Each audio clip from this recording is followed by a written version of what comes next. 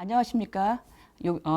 여러분들하고 같이 한글 편지로 풀어보는 해남유씨가 8대 종보 강주기 이씨의 가문 경영에 대해서 강의를 할 고문서 연구실 책임연구원 이현주입니다. 자, 저는 오늘 여러분들하고 같이 편지 한 통을 읽을 거예요.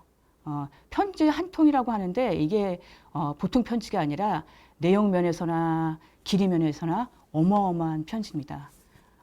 뭐냐면 해남유씨가 8대 종부 강주씨가 시모에게 어느 날 편지 한 통을 보냅니다.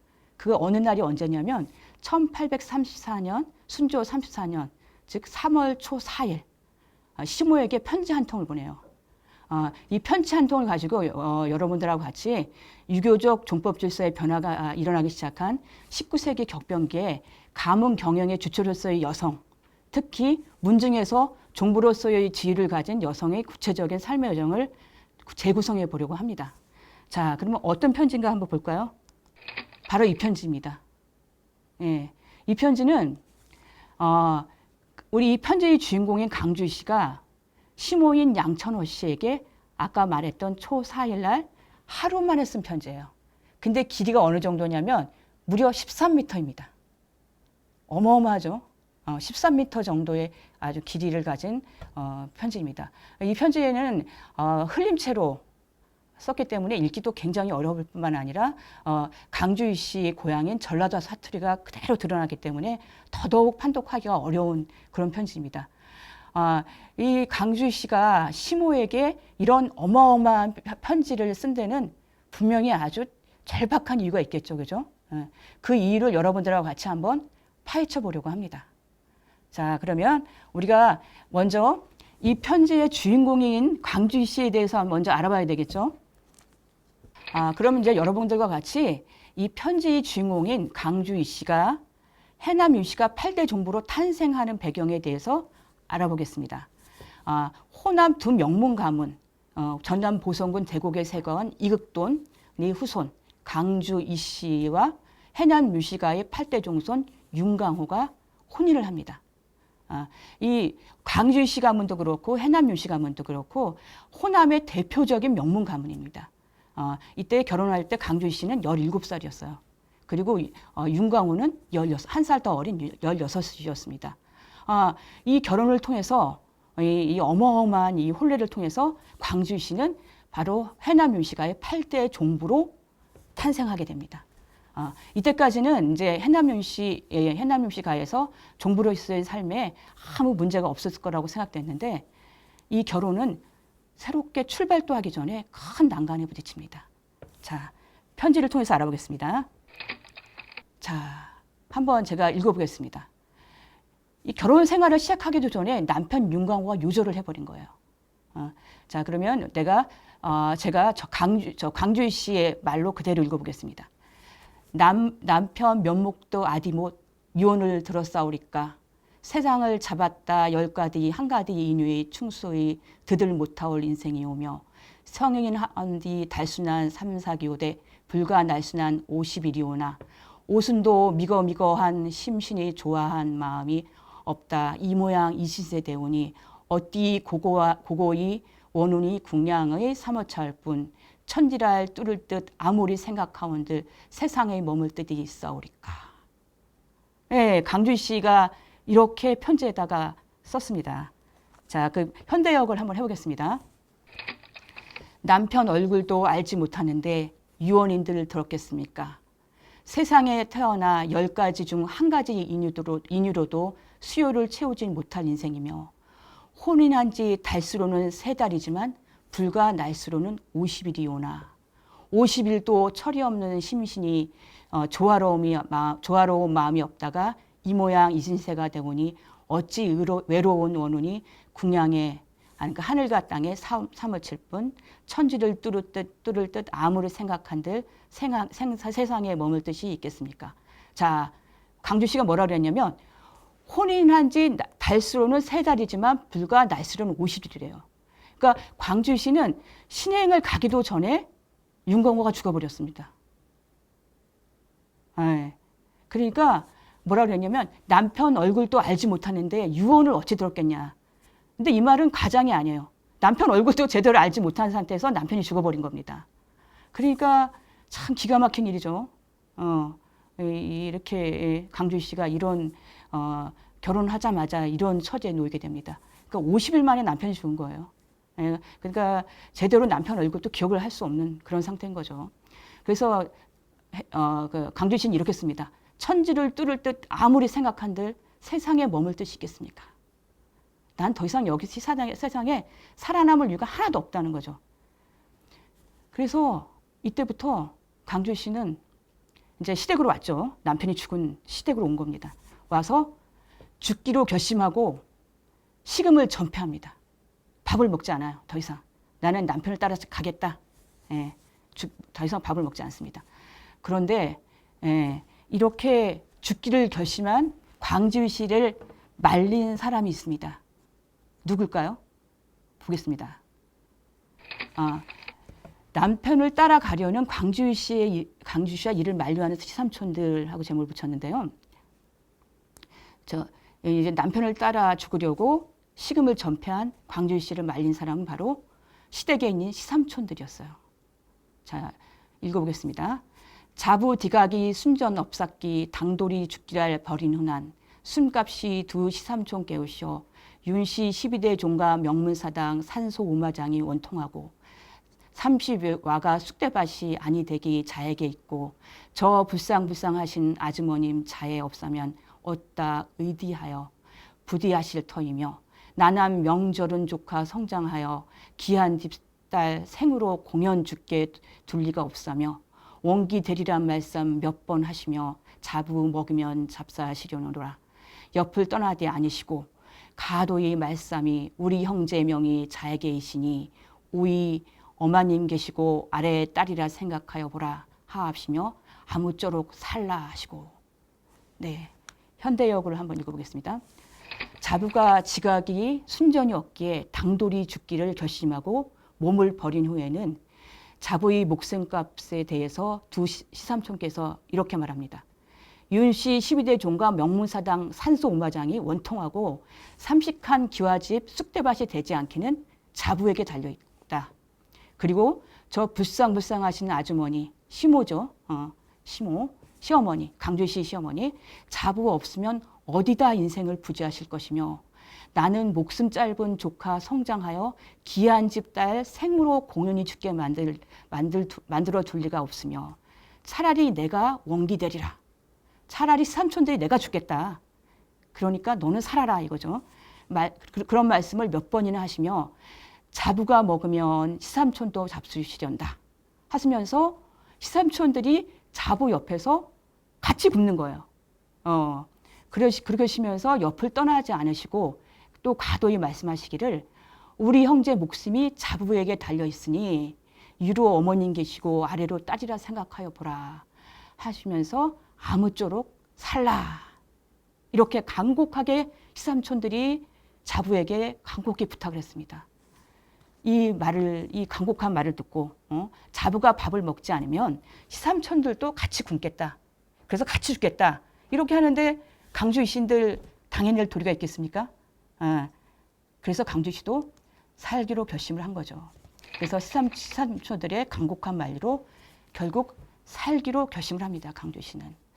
자부 팔자 기어 무시무시하오되 천성은 초독지 못하오나 절단코 스스로 명을 딩코져 세상의 머물곳이 한 가지도 없었더니 자부 망 것을 자대디 망가지로 가유 혀가 달아질 다 침신이 상하옵시게 저리하옵시니 내 원억만 생각하고 안목보난 딸도 없산 시어머님 두 분 시삼촌 명안히 자부게 메었다 누차하옵시니 도로여 놀랍고 몸을 버린 중도 항공하옵기 자부 말씀이 일러나도 종가의 호발도 유조치 못하옵고 어마님께 아자바님 한 가지 뜻 받지 못하올 인생이라 송장으로 누워 여짜오니 병만 지고 앉아도 명만 뒤어달라 하옵시며 주상 말상까지 하여 계신 줄 어찌 어머님 다 아오시리까. 이렇게 강주희 씨가 시삼촌들의 간곡한 건의로 살아남습니다. 자, 그럼 이걸 한번 현대역으로 한번 읽어보겠습니다. 자부팔자 기엄하기, 그러니까 기구하기 무시무시하되 천성은 초독하지가, 그러니까 매섭고 독하지가 못하나 결단코 목숨을 끝내고자 하여 세상에 머물 이유가 한 가지도 없더니 자부만 것을, 뭐냐면 자부가 죽지 말아야 할 것을 크게 드러내서 망가지로 깨우쳐서 혀가 달아질 듯 삼촌들의 심신이 상할 정도로 저리하시니 내 원억만 생각하고 있을 수 있겠습니까? 그렇죠. 이 시삼촌들을 보니 자기가 어찌 죽을 수 있겠습니까? 아무 보는 딸도 없는 시어머님, 두부 시삼촌 명환이 자부에게 매여 있다. 이렇게 말했어요. 아무 보는 딸도 없는 시어머니. 시어머니는 독자로서 강주시의 남편 윤강호 하나밖에 없었어요. 근데 아들이 죽어버렸으니까 딸도 하나도 없는 상태에서 앞을 볼 수 있는 딸조차도 없는 그런 불쌍한 시어머니. 그리고 자부가 죽으면 자기네도 따라 죽겠다고 기다리고 있는 시삼촌들. 이렇게 말씀하시니 도리어 놀랍고 몸을 죽게 버려둔 중에도 항공하기에 자부가 말씀드리기를, 자부가 어떻게 말했냐면요. 일어나도 종과의 턱끌만큼도 도움이 되지 못하고 어머님과 아주버님이 한 가지 뜻도 받지 못할 인생이라고 송장처럼 누워서 이렇게 여쭸어요. 그랬더니 시삼촌들이 뭐라 그러냐면 병만 지고 앉아도 목숨만 이어달라. 예, 그러니까 병만 지고 가만히 누워 있어도 좋으니까 제발 죽지만 말아달라 하시며 상주라는 말씀까지 하여 계신 줄 어찌 어머님이 다 아시겠습니까? 이랬어요. 그러니까 상주라는 거야. 그 강주 씨가 죽은 남편의 상주라고까지 말씀하시니 이런 상황에서 어떻게 강주 씨가 남편을 따라 죽을 수가 있겠습니까? 그래서 강주 씨는 시숙들의 약속만 믿고, 그러니까 병만 지고 누워 있어도 좋으니 제발 살아만 달라. 불쌍한 우리를 생각해서 살아만 달라는 시숙들의 약속을 믿고 남편을 따라야 죽어야 마땅하지만 구차히 살아남았다고 해요. 시숙들의 간곡한 만리로 가까스로 살아남은 강주 씨는 이후 무려 43년 동안이나 외로운 해남윤 씨의 종부로서의 삶을 삽니다. 남편도 없는 그 종가에서 종부로서의 삶을 43년을 살아요. 그러니까 그 인생이 얼마나 파란만장했겠습니까? 그러니까 이 강주희 씨는 종손 없는 종가의 안주인이 된 거예요. 그래서 강주희 씨는 이 정말 자신의 특별한 처지, 종손도 없는 종부라는 특별한 처지를 깨닫고 자신만의 독자적인 정체성을 찾으려는 시도를 하게 됩니다. 그리고 사실 강주희 씨가 종가에서 자신의 그 평범하지 않은 처지를 깨닫는 데는 시간이 그렇게 많이 걸리지 않았습니다. 바로 자신의 처지를 깨닫게 됐습니다. 시아버지와 남편의 부재, 시아버지도 죽고 없죠. 남편도 죽고 없죠. 무능하고 유약한 시어머니, 누구의 며느리, 누구의 아내라는 사회적 관계 속에서 종부로서 자리매김하는 것은 애시당초 불가능한 그런 처지에 놓인 겁니다. 그러니까 종부로서의 지위는 뭐냐면, 해남 윤씨가에서 종부로서의 지위는 자신이 찾아야 되는 거예요. 누구의 아내나 누구의 며느리로서의 종부가 아니라 자기 자신이 찾아야 되는 지위가 바로 해남 윤씨의 처지였던 거예요. 이렇게 이제 자기 독립적인 주체로서의 삶을 살기로 결심한 그 강주희 씨와 시삼촌들과의 갈등은 이때부터 불가피한 것이었습니다. 우리 시삼촌들이 강주희 씨를 어떻게 해서 살려두었는지 이제 그 다음을 보면 알 수 있어요. 자, 다음 편지를 보겠습니다. 이렇게 해서 이제 해남 휴가에서 파란만장한 강주희 씨의 일대기가 시작됩니다. 근데 나중에 보시면 아시겠지만 시삼촌들이 강주희 씨를 너무 만만히 봤어요. 강주희 씨는 그렇게 만만한 여자가 아니었습니다. 그래서 강주희 씨가 어떻게 해서 해남시 종가에서 정말 명실상부한 종부로서 우뚝 서게 됐는지를 여러분들은 쭉 살펴보면 편지를 통해 알 수 있습니다. 자, 이제 외로운 종부 강주희 씨의 종가살이가 시작됩니다. 자, 해남시 종가의 종부가 된 강주희 씨는 해남시 종가가 굉장히 어렵다는 사실을 금방 알게 돼요. 뭐냐면 해남 임시 가문은 여러분들도 잘 아는 고산 윤선도 가문이에요. 고산 윤선도 가문은 국부라고도 불렸어요. 국부. 그러니까 우리나라에서 최고의 부자 가문 중에 한 가문이었어요. 이렇게 굉장한 부를 쌓은 가문이 이때가 되면 13대까지 내려오면서 종손이 4번이나 요절을 합니다. 이런 종손의 요절이 계속되면서 가문이 굉장히 피폐해져 가요.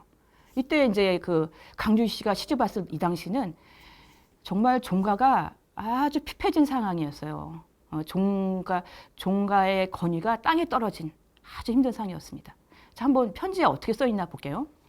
자, 어느 정도로 종가가 어려웠냐면 봉제사와 젖빈객도 다 하지 못하는 종가의 살림살이라고 했어요. 봉제사와 젖빈객은 종부의 아주 고유한 의무이면서 권리예요. 봉제사 뭐죠? 제사를 모시는 거, 그리고 젖빈객, 손님을 맞는 거. 이거는 종부의 아주 고유한 권한이에요.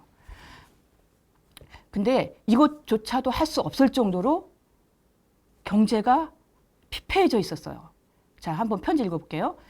제사 있다간 빈객 적은 곡식 아무쪼록 자라였으려 원톡 원어걱 철천백골이 석진하여도 석지 않은 유난 10가지랄 다 있더기 하여 살 마음을 두합. 현대어를 해보면 제사에 있다금 빈객은 귀한 손님이에요. 손님 대접에 적은 곡식으로 아무쪼록 자라게 하려 넉넉하게 쓰려 하면서 원통하고 원옥하고 또 원옥하여 철천백골이 뼈에 차묻히는 백골이 썩어도 석진하여도 썩지 않는 한은 10가지가 다 있듯이 하여 어디에 살 마음을 두겠습니까? 그러니까 제사에 이따금 오는 귀한 손님들을 대접할 수 없을 정도로 물자가 귀한 거예요.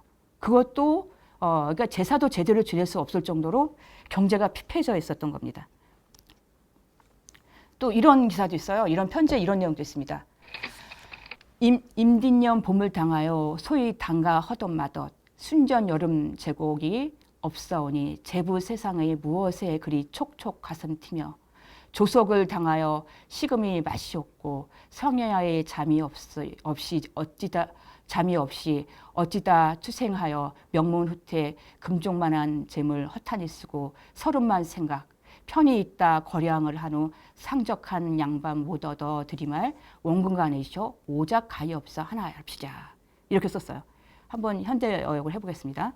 임진년 봄을 당하여 소를 담가서 하든 말든 순전히 여름 제곡이 없으니 여름에 쓸 제사 지낼 곡식이 없으니 자부 세상에 무엇이 그리 가슴 촉촉 가슴 튀어 조속을 당하여 아침 저녁을 당하여도 아침 점심을 저녁을 먹을 때도 식음이 맛이 없고 성야에 밤에도 잠이 없이 지내면서 어쩌다 구차히 살아남아 그때 차라리 죽을 걸 어쩌다 내가 살아남아서 명문후택 금쪽 같은 재물을 헛되이 쓰고 서름만 생각하며 편안히 있다가 그러니까 거량이라는 건 뭐냐면 제사를 빠뜨리는 걸 말하죠.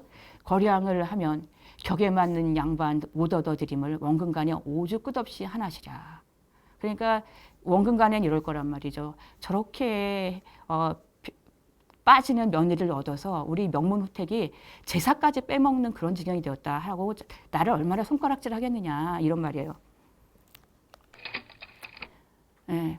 그리고 또 하나 뭐냐면 또 다음에 경제적 요인이 뭐냐면 이 종부의 가장 중요한 의무 중에 하나가 바로 시모봉양이에요. 시부모봉양이 종부의 가장 중요한 의무 중에 하나인데 시모봉양도 다 하지 못할 정도로 경제력을 갖지 못했어요. 종부가. 그래서 병든 시모의 죽을 쓸 쌀조차도 구하기가 어려웠다 이렇게 나와 있어요. 그 7, 8월에 어마님 한우 공극 유황하신데 미음 곡식 없어 그저기 더욱 아자마님께서 지금 같으시면 어머님 어디 회춘하여 계시야. 조부모 덕으로 세양의 무력 영영 몰라삽다. 그저야 하고 내 터에 이가사 디고 이 터에 이 가슴을 피운 후 날같은 인생 무슨 기천이 있냐. 잘 잡디어 부연한 못한들 현마 빚주소 꾸이소 남에게 혀곱은 소리 하리. 내 터의 형세 없사면 더욱 소임을 못할 것이니 오작 수이 너기며 숨갑수 있으리 이러하옵시세. 했습니다. 현대역을 한번 읽어보겠습니다. 그 7, 8월에 어머님 한우가 공극하여 어머님 한우가 굉장히 심해서 대단히 위태롭고 황망하신데 미움 쓸 곡식이 없어요. 그때 더욱 아주버님께서 만약에 지금 같으시면 어머님 어찌 회복하여 계시겠습니까? 그랬어요. 그리고 그 다음에 이제 자기의 신사한탄이 시작됩니다. 조부모 덕으로, 이제 강주식이 조부모죠. 강주식이도 아주 호남의 부잣집 명문가예요.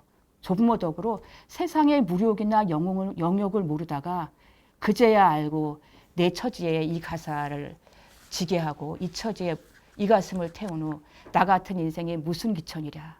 나 같은 처지에 이렇게 심호 봉양도 하지 못하는 이 처지에 무슨 기천이 있겠느냐 이거죠. 자기가 아무리 귀한 집 딸이었던들 그게 무슨 의미가 있냐 이런 뜻이에요. 잘 맡아서 하면 부여는 못하겠지만 남에게 나누어 주지는 못하겠지만 설마 빚주소 꾸이소 하며 남에게 혀곱은 소리하리.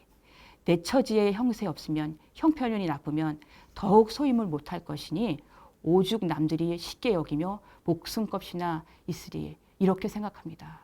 내 처지에 어떤 처지일까요?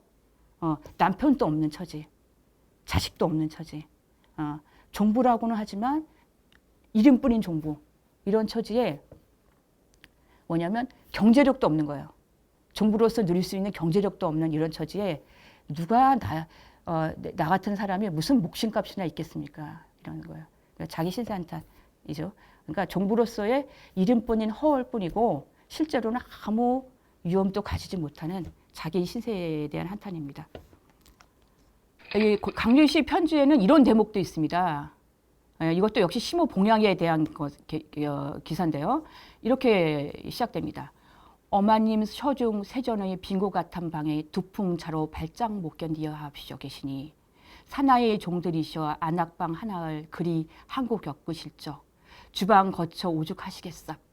이번에 아자바님께 여짜오니 사랑방은 버쩍 덥게 지내었다 하시니 어명으로 그리하옵고 안악은 걱정만 한다며 그리 차게 하오며 어머님 방 차면 병환 나시며 방에 볼 신축 등한히 한다 자제 없삼을 새로 합시면 가히 없어 계집종도 시켜 더 너희대 나무 없다 하오면 사나이 종 시키면 불공설하는 제도 있고 속여 넣어놓으라 하는 제도 있사오며 극한이면 더욱 실섭하오실 적은 이 터에 앉아 조석으로 시초로 근심을 하옵고 이렇게 써 있습니다. 이게 19세기 우리나라 말이에요.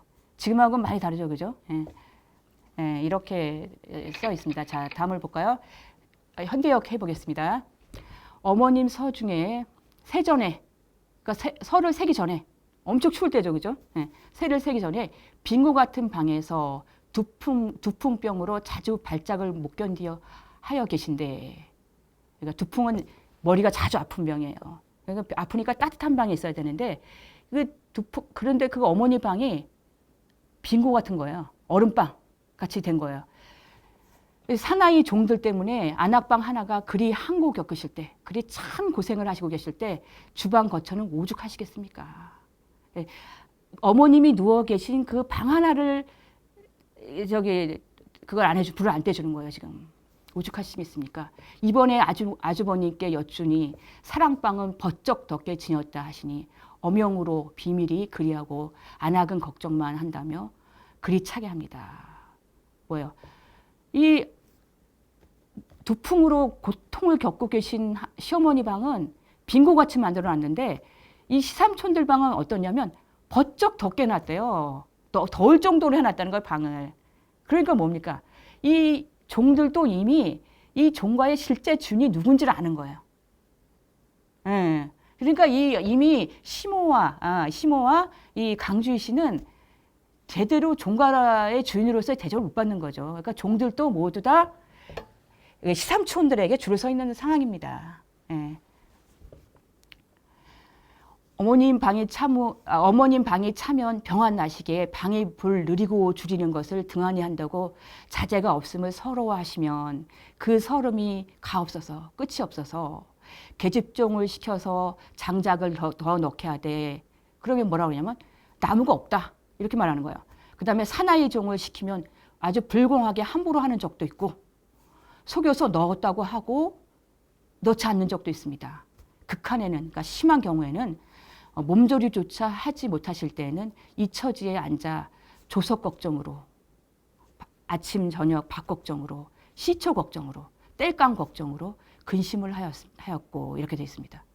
예, 그러니까 이 기사만 봐도 강주희 씨가 씨와 그 시어머니가 이 종가에서 어떤 대접을 받았는지를 알 수 있는 거예요. 이런 처지에 놓여 있습니다. 그러니까 이 강주희 씨 처지에서 보면 기가 막히죠, 그죠?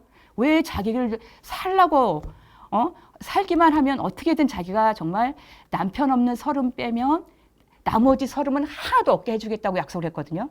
이 편지에서 시삼천적이 이러면서 강주희 씨를 살라고 했어요. 사람만 달라, 목숨만 부재해 달라. 그러면 너의 다른 근심은 하나도 없게 하겠다라고 약속을 했는데 이렇게 대접을 하는 겁니다. 자, 근데 이제 이 강주희 씨가 겪는 이 경제적인 위기는 뭐냐면 사회적인 위기하고도 연결이 돼 있어요. 이때 이미 종들이 전통적인 노비 제도가 이미 많이 변화했습니다. 그래서 그 전에 전통적인 노비의 그 충성도는 도저히 이 노비들을 통제할 수가 없는 그런 시대였던 거예요. 그래서 통제가 불가능한 노비들의 이탈. 그래서 편지에 뭐라고 써있냐면 이랬어요. 종들이 형세의 충노 아닌 후 많이 따로 난 것이오되 큰백 형세 연종 없이 비시오니 종들이 이러한 형세의 충노, 아주 충성스러운 노비 몇 명 아니고는 다 따로 나가버린 것이에요. 그래서 큰백 형세가, 종갓집 형세가 연중 구별 없이 비시오니 그러니까 빚으로 연명하고 있었다는 거예요. 그리고 종들도 남론 여비 숱한 것이 유리하는 종이 되오니 나가리 들어가리 저희 마음으로 그리하오니 저희만 몹쓸 것이란 말 못할 줄로 아오며 종들도 남자종 여자종 그 숱하던 것이 모두 다 유리하는 종이 되어버렸어요. 그러니까 떠돌아다니는 거예요. 그 해남 윤씨가에 탁 붙박이로 있는 게 아니라 마음대로 나가버리는 겁니다. 마음대로 나가는 거. 그래서 나가는 거 들어가는 것을 저희 마음대로 한다는 겁니다. 근데 이미 이때는 시대가 이 전통적인 노비 제도가 변화하는 시기였던 거죠. 그래서 이 사람들을 이렇게 그 노비들의 충성심만 가지고 묶어둘 수가 없는 시대에 도달한 거예요. 네.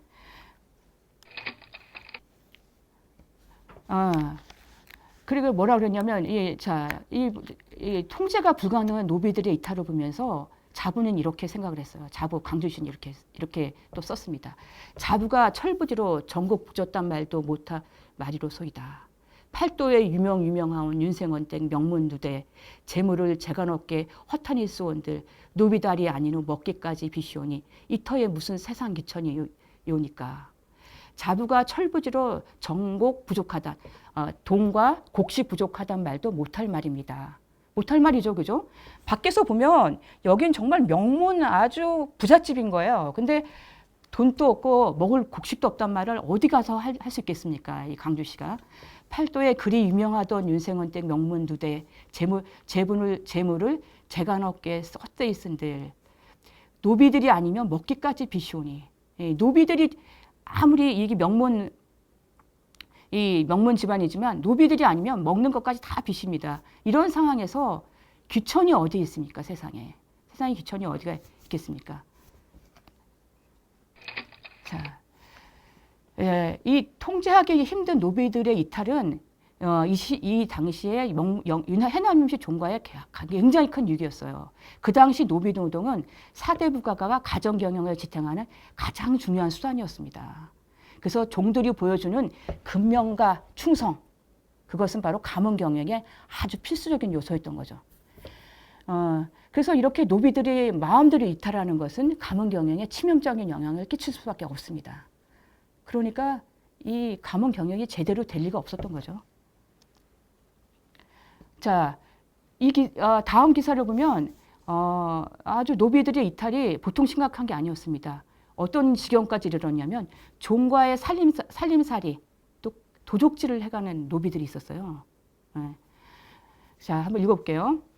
자부 없고저 심형 정변하게 많지 않은 그릇 손은 열악한데 식기로 뚜레로 수레나 반상계 접시 몇몇까지 뒤집어내다 협왕님 수저 이모년 도적두곤 조독두곤 두고 간 젓가디 도적하오니 아깝도 아니고 쓰기 성가신 중 반상기 접시보다 전한 드동아 잡사신 것이라 더 절통 분하악기 그런 것을 지키지 못하고 시시로 일난 것은 큰 도적독은 소소히 일난 것은 상남의 디반이 볼 것이 없다 하며 어명은 없어 금지도 하여 주리 없난 돌두곤 심하옵기 이 형용을 뒤어쌈나이다 이렇게 나타났어요. 자, 어떤 지경까지 이러냐면 집안에 있는 숟가락 젓가락까지 그릇까지 훔쳐가는 그런 지경까지 이르렀어요. 그러니까 도저히 노비들이 통제할 수가 없는 지경까지 이르는 겁니다. 자부 엇거저 무슨 말입니까? 자부를 무시하고 마음의 욕심을 품고 많지도 않은 그릇 손은 열악한데 식기로 두레박으로 수레나 반상계 접시 몇몇 가지 집어내다 팔고 서방님 젓가락 이모년의 도적도 두고 간 젓가락까지 도적질을 하니 오히려 아깝지도 않고 쓰게 성가시 중에 반상기 접시보다 젓가락은 서방님께서 들고 놓으며 잡수신 것이라 더 절통하고 분하고 그런 것을 지키지 못하고 때도 없이 잃어버리는 것은 큰 도적에게 잃어버리는 것보다 소소히 잃어버리는 것은 종들이 상남하던 뭐냐 받들던 집안이 더 이상 볼 것이 없다 하며 가려주는 것 없이 막아줄 사람도 없는 돌보다 심하게 뭡니까? 자신의 처지가 땅에 굴러다니는 돌보다 그 처지가 심하게 이런 신세가 되었다 이런 뜻입니다. 그러니까 내가 나를 가려주고 막아주는 그 가림막이 하나도 없으니까 이 종들조차도 자기를 우습게 보고 부엌에 있는 수전이 두레박이니 이런 것까지 뭐 가지고 갖다가 팔기도 하고 훔쳐가서 쓰기도 하고 이렇게 되는 그런 지경이 된 겁니다. 자, 이렇게 근데 뭐라고 생각하냐면 이 종들에게 아무 위엄을 갖추지 못한 강주시는 자기가 왜 이렇게 종들에게 위엄을 갖추지 못했냐면 자기가 경제력이 없기 때문이라고 생각해요. 그래서 자기가 해남 윤씨가에서 경제권을 상실했기 때문에 이렇게 종들에게조차도 무시를 당하고 이런 진짜 주인으로서의 대접을 전혀 받지 못하고 있다라고 생각을 합니다. 그래서 한번 보겠습니다. 강주시 문장을 보겠는데요. 강주시가 문장을 굉장히 잘 씁니다. 여러분 보시면 아시겠지만 이걸 하루아침에 13m를 써내려간 거예요. 그러니까 굉장히 문장력이 있는 그런 여자였던 거죠. 수족을 동인 후 전신불수 세상에 쓸데 있어. 밥 먹난 귀신이 오며 종곡이 흔하여 하저나 종이나 막 배부르게 먹여 시켜도 위험이 없산 후 아니 듣난데 병신 둔절이 백사이 속여 더구나 천역은 죽어도 못할 것이니 먹을 것 없어 배부르게 못 먹이며 시켜든 문 안에 발이나 드디며 임자 없산 몇몇 자고 말을 깜짝이나 하오리까. 혀 달아디게 말만 하다 끝이 없이 말면 종들게 심심히 하니 악정 내었더만 아니 듣난다. 저희나 그리하면 현마 어이하오리까. 몹쓸 속만 상하오며 기가 막힐 뿐 니를 원하오며 어대 하자원하오리까. 이렇게 됐습니다. 자, 현대어를 보겠습니다. 뭐라 그랬냐면 강주시는 경제력이 없는 자기를 뭐라고 비유했냐면 수족을 동요맨 후 전신이 불수가 된 존재라고 했어요. 강주시 해남 윤씨 종가에서 아무 경제력이 없는 자기는 불수나 마찬가지라는 거야. 수족을 다 동요맨. 그리고 밥 먹는 귀신에 불과하다라는 거죠. 자, 한번 현대역을 볼게요. 수족을 동요맨 후 전신이 불수가 된 세상에 제가 쓸 데가 있습니까? 밥 먹는 귀신이 오며 정곡이 흔하여, 그러니까 동과 곡식이 흔하여 하저나 종이나 아랫사람이나 종이나 막 배부르게 먹여서 일을 시켜도 위험이 없으면 듣지 않는데 병신 둔질이 누굽니까? 자기죠. 강주시가 백사의 모든 일에 속여 더구나 천역은 죽어도 못할 것이니 먹을 것 없어 배부르게 못 먹이며 시키면 문 안에 발이나 들여놓으며 임자 없는 맨배탄 잡은 말에 깜짝이나 하겠습니까? 예. 종들을 배부르게 먹여서 일을 시켜도 지금 말을 안 듣는 그런 지경인데 자기는 종들에게 먹일 곡식도 없어요. 돈도 없어요. 그러니까 어떻게 노비들을 통제한단 말입니까? 그러니까 자부가 암만 일을 시켜도 깜짝도 안 하는 겁니다. 예. 그러니까 뭐 허수아비인 거죠. 예. 허수아비 말만 종가의 주인인 거예요. 혀 달아지게 말만 하다 끝이 없이 말아버리면 종들에게 싱겁게 구니 악작 내었더니 말을 듣지 않는다. 저희가 이렇게 자기를 놀리는 겁니다. 저희가 그리하면 차마 어찌 하겠습니까? 몹쓸 속만 상하며 기가 막힐 뿐 누구를 원망하며 어디다 하소연하겠습니까? 예, 예, 자기는 이 종을 부려야 되는데 종들에게 유혹을 가져야 되는데 왜 종들에게 유혹을 못 갖다 준다고 생각했냐면 뭐냐면 종들을 배불리 먹인 정곡이 없기 때문이다. 예, 그러니까 경제권을 상실한 내가 이 종과에서 더 이상 할 수 있는 건 아무것도 없다. 이런 신세한탄입니다. 예, 이거는 아주 강주시가 아주 이 사실을 잘 본 거예요. 이 당시 현실을 잘 읽은 겁니다. 왜냐하면 이 당시에 노비제도가 굉장히 많이 변화해요. 이때 이 당시는 이미 정근대적인 가부장적 노주관계에 상당한 변화가 일어나는 시기였어요. 그리고 이 변화에 해남시 종과도 그대로 노출이 되어 있었습니다. 그래서 이때 이 노주관계는 이때는 이미 근대적 계약 관계를 이행하고 있었던 겁니다. 그러니까 노비들도 나에게 뭔가 경제적 이득이 되지 않으면 더 이상 일하지 않습니다. 옛날같이 충성스럽게 주인에게 목숨 바쳐 충성하는 그런 노비는 이제 없는 그런 시대인 거예요. 그래서 이런 근대적 계약 관계로 이행하는 노비 제도를 강주시가 이미 간파를 하고 있었던 겁니다. 그러니까 이 강주시가 굉장히 아주 재리에 밝고 똑똑한 세상을 잘 읽는 똑똑한 여자였던 거예요. 그래서 일단 이 여자가 집안에서 주인으로서 주인으로서 행세를 하려면 노비들을 장악해야 되고 장악하려면 경제권이 있어야 된다. 노비들을 부릴 수 있는 경제권이 있어야 된다. 이렇게 생각한 겁니다. 그래서 결국 노비들을 움직일 수 있는 거는 정근대적인 상전을 향한 맹목적인 충성심이 아닌 거죠. 상전이 그들에게 베풀 수 있는 바로 경제력, 정곡이었던 겁니다. 그래서 강주시는 나는 경제권을 가져야 되겠다. 노비를 부릴 수 있는 경제권을 가져야 되겠다. 이렇게 생각합니다. 자, 그 다음에 또 이 hen남윤씨 집안이 경제적 위기를 맞이한 건 바로 수세의 감소 때문이었어요. 이 hen남윤씨 가문은 재산의 대부분이 다 토지였습니다. 토지도 전국에 거쳐 있는 토지.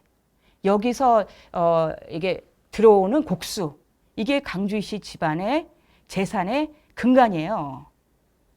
그런데 이 소작으로 거두어들이는 곡수가 굉장히 많이 감소를 합니다. 그러니까 강주시가 실제로 받아들일 수 있는 건 거의 없는 거예요. 왜 그렇게 됐는지 한번 볼까요? 편지 한번 읽어볼까요?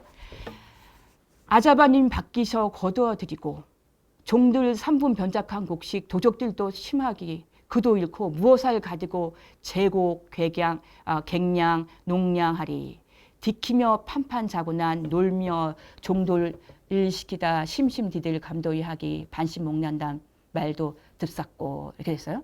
자 보세요. 아주버님 밖에서 거두어드리고 시삼촌들은 밖에서 소작 곡수를 거두어드리는 거예요. 자기 마음대로. 그리고 종들은 3분 변작한 곡식도 도적질도 심하게. 이 종들은 이 3분 병작은 바로 소작 제도의 하나죠. 그죠? 거기 소작 제도를 통해서 이제 곡식을 받아들여야 되는데 이거를 또 도적질을 해 갑니다. 심하게. 그것도 잃어버리고 무엇을 가지고 제사에 쓸 곡식이죠. 갱량, 손님을 접대할 곡식, 농량 뭡니까? 농사철에 농사 지을 때 필요한 곡식. 이것을 무엇으로 쓴단 말입니까? 이렇게 하면서 이렇게 자기는 아무것도 들어오는 소작이 없는데, 곡수가 없는데 무엇을 가지고 자기가 종가를 꾸려나가냐 이런 말이에요. 그래서 판판 노는 자부는, 그러니까 자부는 판판 놀기만 한다 이렇게 이제 또 손가락질을 하는 겁니다. 놀며 종들에게 일 시키다가 심심하고 지질하게 간도료하게 뭐냐면 자기 이익만 채에게 방심 먹는단 말도 들었고. 그러니까 이 자기는 판판 놀기만 해서 저렇게 가난하다. 아무 소출도 없고 저렇게 종가 경영을 제대로 하지는 못한다. 이러한 말도 듣고 있는 겁니다. 예. 그 다음에 이 해남윤씨 종가는 단순히 토지에서 나오는 곡수만이 재산의 근간이 아니었어요. 해남윤씨 종가는 뭐냐면 섬도 점유했어요. 해남은 바다 근처에 있죠, 그죠? 그래서 그 근처에 있는 섬들도 점유를 했어요. 그래서 섬을 점유한 다음에 어떤 섬을 점유했냐면 맹골도라는 섬. 그 맹골도를 점유를 한 다음에 그 점유를 하고 그 섬에서 나는 온갖 미역, 전복, 보리 뭐 있죠? 우리가 생각할 수 있는 섬에서 나는 온갖 해산물들 이런 것들을 전부 다 수세했어요. 그러니까 그래서 부잣집이 된 겁니다. 근데 이때는 이미 이 맹골도에서조차도 안 들어와요. 수세가 안 들어옵니다. 이게 수세가 들어와야 돼 안 들어와요. 그래서 왜 안 들어올까요? 한번 읽어볼까요, 편지? 네. 자, 강주희 씨는 이게 분명히 이유가 있다는 걸 알고 있었죠. 왜 섬에서는 하나도 수세가 들어오질 않아요. 네, 한번 읽어보겠습니다. 혐놈이 양반의 물정을 어이 몰아오며 또철은 앉으셔 디유하았고 차강은 섬이 다니며 큰데 잔약하온 세랄 제정성 업산대 나타났고 그러하기 필연 좋아이시죠. 송정 200치 배팀은 다 나왔다 덜어 나왔다 하여도 차강 구전은 한입 한무시도 아니 나왔다 하니 심란하합 이랬어요. 뭐냐면 섬놈이 양반의 물정을 어이 모르겠으며 무슨 말일까요? 섬에 사는 그 섬에 있는 주민들이 그 해남윤 씨의 진짜 주인이 실세가 누군지를 거의 모르겠냐 이런 말이에요. 그런데 나에게 이렇게 수세를 제대로 하겠느냐 이런 말이죠.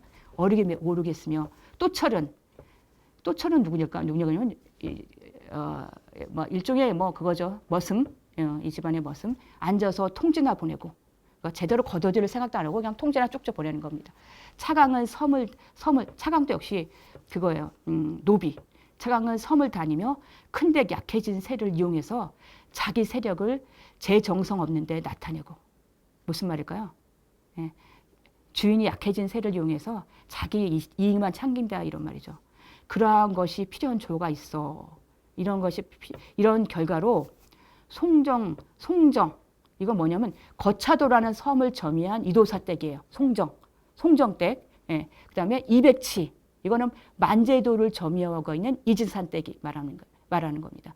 그러니까 송정과 200치는 배침이 나오고 또 좀 덜 나오기도 하고 물론 다 나오기도 하고 덜 나오기도 하지만 그래도 계속해서 배침이 나와서 주인집에 갖다 바치는데 수세를 갖다 바치는데 차강이 구전하기, 입으로 전하기에는 맹골도에는 하나도, 한 입도, 한 묻도 안 나왔다라고 하는 겁니다. 하나도 안 가져오는 거예요, 수세를.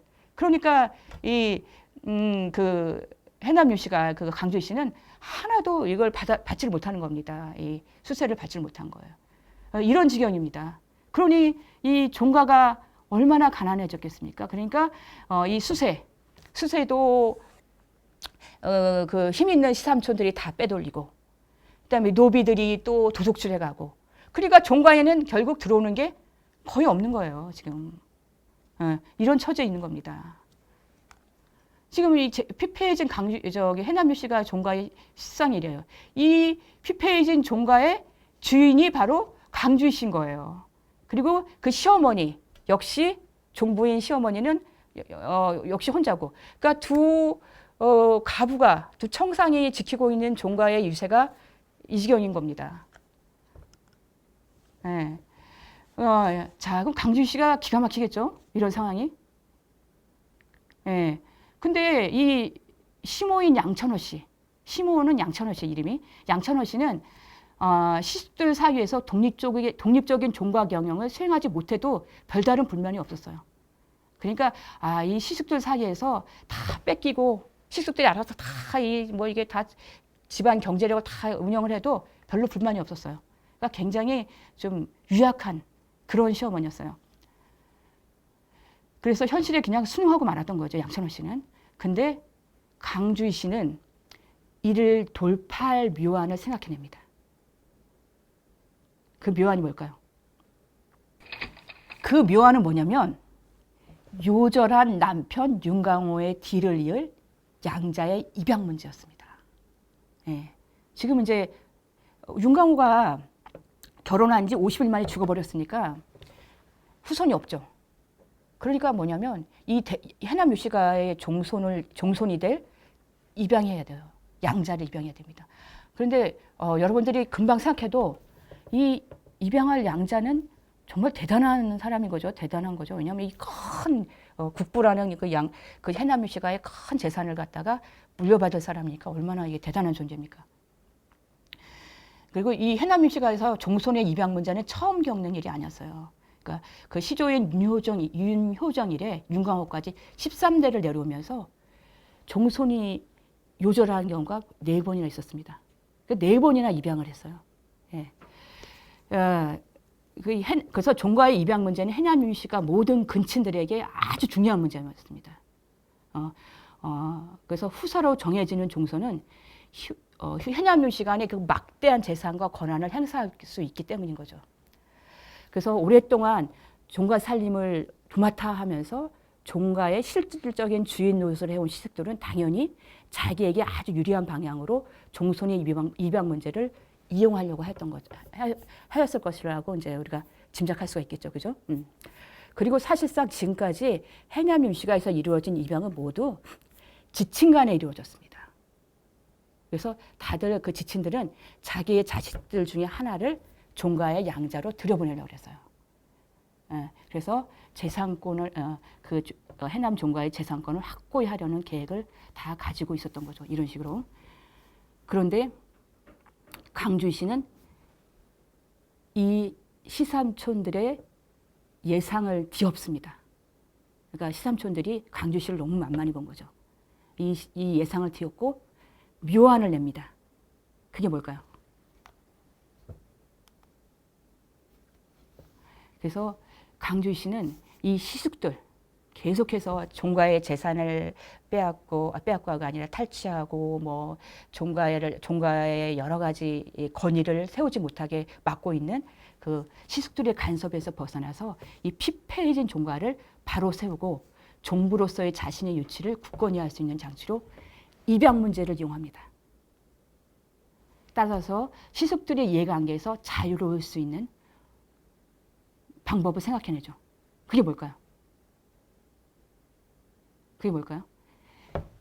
입양, 양자를 들일 때 시숙들, 시삼촌들과 아주 관계가 없는 사람을 들여옵니다. 그래서 뭐냐면 일가 중에서 양자를 골랐습니다. 그러니까 시숙들의 이해관계에서 자유로울 수 있는 아주 멀리 떨어져 있는 일가 중에서 양자를 골랐습니다. 그래서 충청도 서천에 살고 있는 10촌이 넘는 11촌 조카를 데리고 왔어요. 양자로. 예. 그러니까 시삼촌들은 완전히 그죠? 뒤집어졌죠.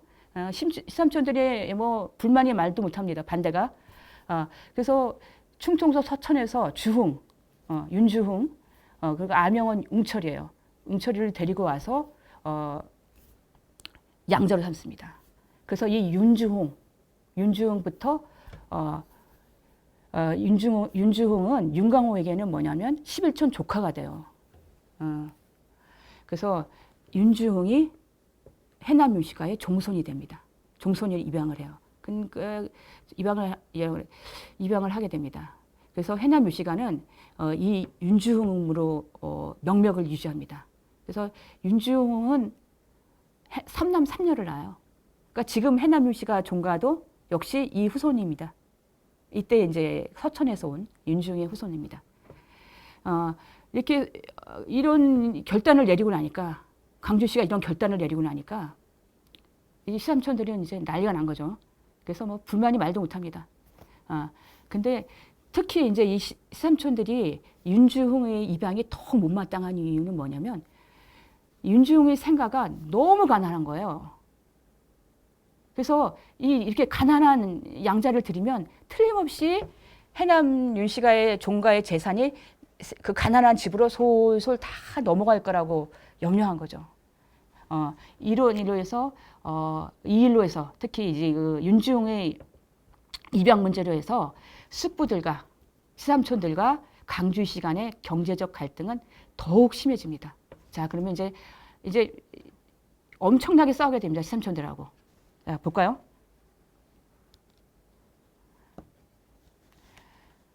자, 보세요. 뭐라고 썼냐면 아자바님께서 서천을 진정이 탐탐한 줄 아르셔 적장하신 눈치 어디 미련 옆에네언들 뭐라로리까. 세세히 생각하여 보은즉 아자바님 그러하시기 고있지 않으 하옵더이다. 자, 무슨 말이냐면 어머니가 중간에서 굉장히 곤란한 거예요. 어머니께서 굉장히 걱정이 많은 겁니다. 왜냐하면 시삼촌들이 너무 많은 불만을 가지니까. 아주버님께서 서천을 진정히 탐탐한 줄 아시고 주시하고 계신 줄 아시고 오랫동안 마음 썩이는 눈치 어찌 미련 연편내인들 모르겠습니까? 세세히 생각하여 본즉 아주버님 그러하시기 개의치 아니하였습니다. 이랬어요. 자, 또 뭐라고 썼냐면 이래요. 윤주흥의 집안이 너무나 철빈한 겁니다. 철빈. 그러니까 극도로 가난한 거예요. 서천이 저리 철빈으로 종가만 믿을세면 어마님께서나 아자바님께서 와 원예랄 아니생가. 서천이 저리 철빈으로 더할 수 없이 가난한 집으로 종가만 믿을 것 같으면 어머님께서나 아주머님께서 왜 원료를 생각하지 않겠습니까? 왜 먼 훗날에 걱정을 하지 않겠습니까? 또 이런 내용도 있습니다. 청상인난데 10세 못된 자식 보내고 못 잊고 보고 싶은 사정 막어 웅철이 아니 보내고 웅철 어머님도 못 오게 말씀 인심이 못할 일이오나 이랬어요. 청상 있는데 청상은 누구죠? 청상가고 강주시죠. 강주시가 있는 데다가 10세도 못된 자식을 보내고 그 윤중 그 서천에 있는 윤중 생가의 입장인 거예요. 10세도 못된 자식을 보내고 못 잊고 보고 싶은 사정을 막아서 웅철이 아니 보내고 웅철 어머님도 못 오게 말씀하신 것은 인심으로 못할 일이다 이런 말이에요. 아까 왜 그렇게 했겠습니까? 왜냐하면 서천이고 해남이고 거리가 멀죠. 한번 왔다 갔다 할 때마다 경비가 굉장히 많이 듭니다. 그러니까 이 경비를 그렇게 가난한 서천 윤중의 생가에서 될 수가 없는 거죠, 그죠? 그러니까 해남시 종가에서 계속 그 비용도 돼야 되고 또 왔다 갔다 하면서 아마 좀 챙겨줘야 되지 않겠어요? 돈 여러 가지로 그죠? 너무 가난한 집이니까 이런 거에 다 못마땅한 거예요. 그래서 시삼촌들과 그 강주시의 갈등은 점점 심해집니다. 그리고 이런 기사도 있어요. 시삼촌들과 강주시 경제적 갈등을 보여주는 이런 기사도 있습니다. 한물지게를 둘러싼 시삼촌들과의 갈등이 있습니다. 한물지게가 뭐냐면 수학 작물 장부예요. 수학 작물 장부. 제 미거 무무한 일신예절을 어이하오리까마는 자부더러 예예 알고 한물지게 건니란 말씀 더 원통원통 각골이 원억 내 무삼 매일로 무상한 세상에 의구이 머무리시버 절단코 완명이나 자진고도 마음밭 제 미거하고 그러니까 살이 어둡고 무무한 서툴고 무식한 일신이 예절을 어찌 알겠습니까? 마는 자부더러 예의 알고 한물지게 수학 장부 그걸 건네란 말씀은 더 원통하고 각골까지 억울합니다. 내 무슨 생각으로 매일같이 무상한 세상에 의의 머물까 싶어 결단코 완명이기는 하나 모질게 살아가는 목숨이지만 자진하고자 하는 마음밖에 없습니다. 이렇게 말해요. 그러니까 이제 그리고 그러니까 이제 그 시삼촌들과 강주시의 경제적 갈등, 경제권을 둘러싼 갈등은 이제 극단으로 치닫고 있는 겁니다. 또 이런 기사도 있습니다. 자부 새가 못 살고 길쌈은 새로이 자부 입난 것도 남의 손을 비우니 종물 오작 해롭사오리까 웅철이 의복도 못하여 주니. 웅철이는 아까 알죠? 그 윤중의 아명이죠. 자부 새가 잘 못 살고 길쌈은 새로 자부가 입는 것도 남의 손을 빌리니 종물에 오죽 해롭겠습니까? 웅철이 의복도 못해주니. 이렇게 돼 있어요. 아까 여기서 중요한 건 뭐냐면 그 강주희 씨는 여성들, 사대부 여성들에게서 꼭 필요한 그 여성들의 노동, 예를 들면 양장, 면포, 삼배, 세상과 같은 직포 생산에 대해서 굉장히 많은 거부감을 나타내요. 아까 그랬죠? 길쌈도 못한다. 나는 내 자식 길쌈도 해줄 처지가 아니다. 그것도 남의 손을 빌린다. 이렇게 됐어요. 근데 이렇게 편지 곳곳에 보면 강주 씨가 나는 천역은 못한다. 천역이 뭐냐면 여자들이 하는 노동. 길쌈이에요. 대표적인 게. 그래서 길쌈이 이 당시에 왜 중요했냐면 길쌈을 가지고 장에다 팔아서 화폐로 유통도 하고 그다음에 세금도 길쌈으로 내야 된단 말이야. 근데 난 길쌈을 못하겠다라고 계속해서 말해요. 왜 그럴까요? 시삼촌들은 너는 길쌈이나 하고 여성, 종부가 할 수 있는 그런 일만 하면 된다. 근데 이 강주 씨는 아닌 거예요. 자기는 이미 종손이 없는 처지이기 때문에 종손이 해야 된 역할을 자기가 해야 된다라고 생각한 겁니다. 이래서 계속해서 나는 천역은 못한다. 예. 천역은 못한다. 나는 못한다. 그러니까 종손이 할 수 있는 일을 나에게 맡겨달라. 이런 뜻인 거죠. 예. 그래서 이런 여러 가지 기사를 봤을 때 이 시삼촌들과 그 강주시 간의 경제적인 갈등은 굉장히 컸고요. 그리고 웅철이를 입양해 오고 나서 그 경제적 갈등은 더더욱 커졌던 겁니다. 극한으로 간 거죠. 예. 그래서 어느 날 종가에서 10년을 버티던 강주희 씨는 홀연 양자 웅철을 데리고 친정으로 가버립니다. 예. 친정으로 집으로 가버려요. 이 시댁을 떠나서. 10년 만이죠. 10년 동안 버텼던 거예요. 그래도. 자, 아까 우리 처음에 봤던 이 편지 있죠? 보셨죠? 아까 강주희 씨가 시모에게 보낸 한글 편지. 그 10년을 버티다가 친정으로 가서 시모에게 이 편지 한 장을 보냅니다. 예. 이 편지를 보내면서 자기가 지금까지 얼마나 많은 고통을 겪었고 얼마나 종부로서의 삶이 힘들었는지 그리고 얼마나 헐버린 종부였는지 이 사실을 시어머니한테 공감해 달라는 편지를 보낸 겁니다. 자, 이게 얼마나 비장한 각오가 들어있냐면 자, 이 편지에는 시댁을 향한 강주 씨의 비장한 각오가 들어있습니다. 자분한 어머님께나 속이 쌓이고 서러운 비연을 아뢰오니 어디 아옵쇼 증을 내옵쇼 영영 오지 말라 합셔도 자부 가셔 손으로 몸으로써 수월케 조욕하길 없었고 매일 없이 흠이 있어온들 속이야 편하더이까 계집이라 할 것이 없쇼 밥 먹난 귀신이 오니 어버이 동생 스라 노인도 같고 아이도 같이 먹으나 굶으나 완명을 이제 난 할 일 없이 기다려 죽기를 바라나이다. 자분한 생사에 님제없선 신체법이라 그리하 제 조부모 발치에 묻힐 뜻이째 해남 따에 공중에 뜨난 구신대기라 원치 아니함나이다. 예, 자 뭐라고 됐냐면 자부는 어머니께나 속에 쌓이고 서러운 비원을 아뢰니 어찌하시고 화를 내시어 영영 오지 말라 하셔도 자부 가셔 손과 몸으로써 수월하게 도와드릴 길이 없고 매일같이 흉하게 있은들 모른 체하고 있은들 자부 속이야 편하겠습니까? 계집이라 할 것이 없이 밥 먹는 귀신일 뿐이죠. 친정 어버이 동생 설아에서 노인도 같고 아이도 같이 먹으나 굶으나 죽지 못해 모지게 사는 목숨을 이제는 할 일 없이 기다려 죽기만을 바라겠습니다. 자부는 살아서는 임자 없는 신체법이라. 자부는 살아서는 남편 없는 임자 없는 남편 없는 몸이라 신체법이라 그러합니다. 저는 여기서 이제 제 조부모 발치에 묻힐 뜻이 있지 해남 땅에서 공중에 떠 있는 귀신 되기를 원하지 않습니다. 예. 나는 자기 친정에 조부모 발치에 묻혀서 죽겠다. 그러니까 더 이상 해남으로 돌아가지 않겠다. 라고 말합니다. 예. 자, 근데 이 해남유 씨는 이렇게 말하면서 끝으로 시댁을 향한 강주 씨의 두 가지 요구사항을 얘기합니다. 첫 번째가 뭐냐면 종부로서의 권위를 갖도록 경제권을 행사하게 해달라. 이게 첫 번째예요. 뭐냐면 자부터의 어마님 시삼천 비에 어디 당하리오까마난 눈에 지난하야 하운데 그리도 못하고 가셔 몸들 곳이 있삼나이까 주인이 계셔도 어렵다 이르온데 가셔 무산 포접 얻다 의지하고 사전 말씀이야.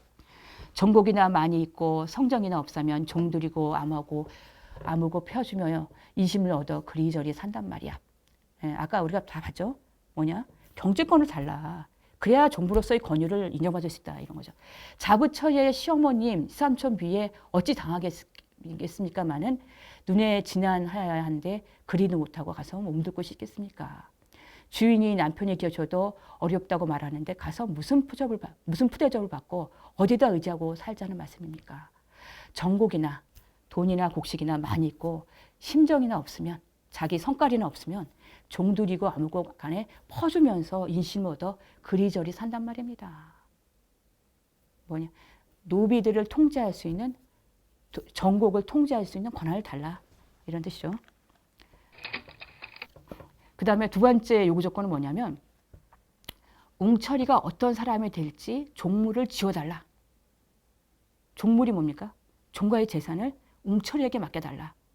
웅철이에게 종가의 재산을 맡겨준 다음에 종가의 운이 불행하여 웅철이가 종가의 재산을 잘 못 진 것이야 차마 자부가 원망하겠습니까? 그러니까 잘 짓든 못 짓든 웅철이에게 내 양자에게 종가의 재산 맡겨달라. 그리고 그 다음에 또 하나는 뭐냐면 웅철이 혼수로 쓸 몫을 자부 몫으로 떼달라. 그걸 한 4, 5년만 딱 매달라. 그래서 빚이라도 덜면 웅철이 혼수에 쓸 여축이 있지 않겠습니까? 그렇게 하면 웅철이 홍수에 쓸 여축을 얻을 수 있지 않겠습니까? 그래서 아무쪼록 웅철이 장가들기에 빈명이 나지 않게 하는 것이 저희 바람입니다. 이렇게 되어 있습니다. 이 두 가지 요구 조건을 강주시는 요구했습니다.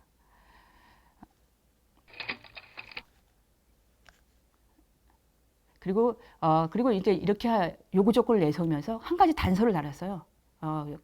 역시 뭐 이게 정말 타협을 할 줄 아는 그런 여자인 거죠. 뭐라고 그랬냐면 그 대신에 이 요구 조건만 들어주면 아주버님께서 원근 간의 시비 조금도 두려워하지 마시고 시댁 것과 똑같이 다 찾아봐서 수습하시오. 그러니까 웅철이가 지각에 들어서 종가의 재산을 감당하기 전에는 아주버님께서 다 잡아서 해달라. 이런 말입니다. 예. 이렇게 이제 해유책도 같이 써준 거죠. 예. 자, 여러분들하고 이 긴 편지를 읽어보았습니다. 예. 그래서 이 해남윤 씨가의 이 시위가 강주희 씨의 시위가 성공을 했을까요? 그거는 기록으로 남아있지는 않아요. 하지만 아까 말했죠. 해남윤 씨가는 아까 말했던 그 윤주흥, 강주희 씨가 입양한 윤주흥을 통해서 3남 4녀를 낳고 그 후손들에 의해서 종가가 이어져 내려옵니다. 그걸 보면 해남윤 씨는 이 어머니께 보여내드린 이 편지가 성공을 했고 편지가 내용이 성공을 했고 그 요구 조건이 받아들여져서 다시 해남 시가로 돌아온 것으로 보입니다. 예. 그래서 강주희 씨의 이러한 시위는 일단 성공한 것으로 보는 것이 좋겠습니다. 자, 그러면 이제 여러분들하고 같이 이 편지를 정리해 볼까요? 예. 우리가 이제 이 편지가 중요한 이유는 뭐냐면 해남 씨가 후손들은 이 강주희 씨를 한실 할머니라고 굉장히 추앙을 합니다. 떠받들어요. 그러니까 피폐해진 정말 그 지친들에 의해서 피폐질 대로 피폐해진 해남 시가를 바르게 세우고 종가의 유상을 드높인 아주 훌륭한 한실 할머니라고 존경을 한다고 합니다. 예, 그래서 이 편지를 통해서 19세기 혁병기에 가문 경영의 주체로서의 여성, 특히 문중의 종부로서의 지위를 가진 여성의 구체적인 삶의 여정을 재구성해 봤습니다. 그리고 종부로서 지위를 자신이 찾고 자신이 지킬 수밖에 없는 독립적인 주체로 자신을 인식한 강주시가 명실상부한 종가의 안주인으로 자리매김하기까지의 과정을 추적해 보았습니다. 그러니까 강주시는 종부의 입후권이 남편 없는 종가에서 종부의 경제적 지위 강화에 어떻게 이용되었는지를 잘 보여주는 그런 편지라고 할 수 있습니다. 긴 시간 잘 들어주셔서 감사합니다.